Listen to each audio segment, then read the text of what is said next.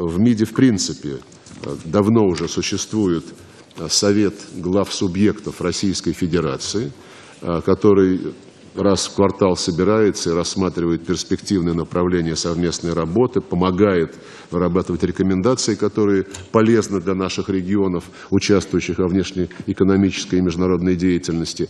И авторитет ваших соседей в Ингушетии, он признается в арабском и исламском мире, и мы ценим это как очень важный ресурс российской внешней политики. Вот мы, когда принимали короля Саудовской Аравии, о визите которого вы упомянули, в церемонии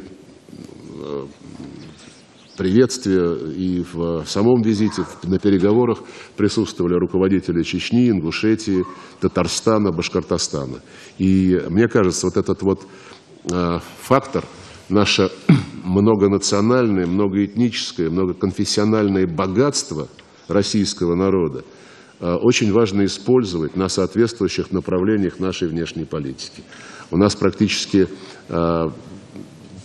все соседи Российской Федерации так или иначе связаны исторически, этнически, конфессионально с той или иной частью нашего государства. Это бесценное завоевание, и надо дорожить.